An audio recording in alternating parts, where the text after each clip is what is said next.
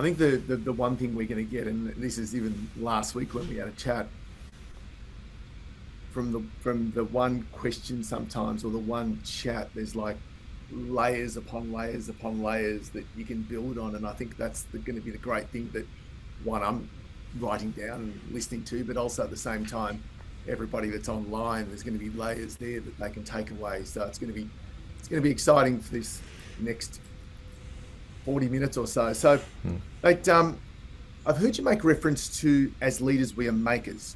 Yeah. Now, it's an interesting one, and I think the ability to reflect, using your term, and I know I do that quite a lot, but to me, that means that leadership is fundamentally about creating things that maybe did not exist before, rather than just managing what already existed. Is that fair to say?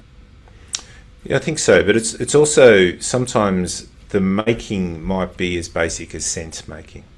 Okay. You know, I'm a maker of sense here. So how do you make sense out of ambiguity? Because leadership, more than anything, the reason why we wake up in the morning with that first feeling, it's something happening inside us in response to something which is happening around us, and it often will be, you know, an overly emotional response to that. But you've woken up in the middle of the night thinking about the email you haven't sent or something like that. And my wife's a clinical psych, which is, you know, I've got to say it's mostly good. You know, it's not always good, you know. But I often have the conversation with her about this, the thinking and feeling, what happens first, and she said it was probably not that important. She is a cognitive behavioural therapist, so she works with the thinking as in how our thoughts in relation to, and so it's something which you're thinking and feeling in response to your seeing and hearing, but you're only actually measured by one thing, and that's how you show up, which is what you say and do.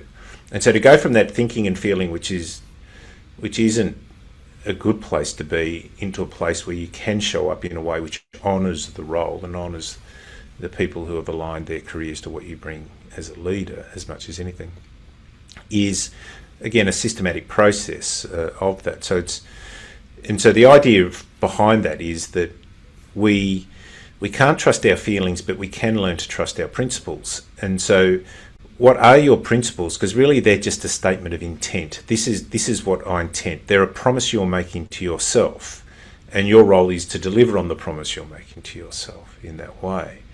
And so often that's the making piece in regard to that, is just making sense of the ambiguity. You know, if you're, you know, I differentiate, for instance, between a complex issue and a complicated issue. A complicated issue, you throw experts at it, you throw logic at it, will probably find an answer. A complex issue is the one where there's no real answer, but we need to, in fact, make the best sense we can from that. And often that's from the errors we make or the challenges that we face in that sense. So that is the sense-making part. But then I think there's a bigger piece within it all, is for leaders, we're also makers of meaning. You know, if we can't find meaning in it for ourselves, well, the chances are there's no meaning in it for anyone else. You know, that. And so for me, I found an enormous amount of meaning in sport, and so the first instinct was when I wasn't, you know, I was sacked in my last role, and I'll go and do a CEO of something else, and I realised that I could only be a CEO of something of which I had a deeper meaning in, and someone said, what about a not-for-profit or not? Yeah, and there was definitely that possibility, but I thought, no, the thing I get meaning from is what we're talking about now, is the coaching piece, is the teaching piece, and I think I was heading that way as a CEO anyway. And the other one then is we're makers of good, I reckon. We're makers of good. You know, we want to do good work. We want to create good outcomes. We want to, and I use the word good, not great, quite deliberately. And I use a 1 to 7 scale on all my measurements, and that was from my recruiting days. I recruited footballers. 5 is good. If you're consistently good, you're a chance of getting to 6s and 7s for at least a period of time, but it stops you being a 2 or a 3. You know, it's consistency is the number one thing we're seeking here.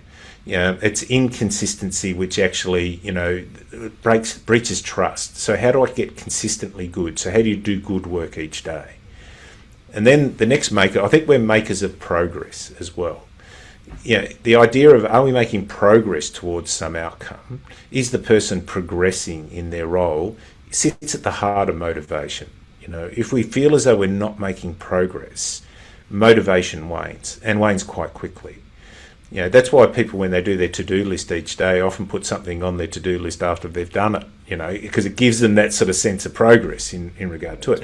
And as leaders, our role is to see progress in others, perhaps they haven't seen in themselves, and make them aware of that. And all business, and whether you're a footy club, and I come from it, I was a CEO of a footy club, so I wasn't coaching the team or anything like that. So I had the profit model and the performance model as well as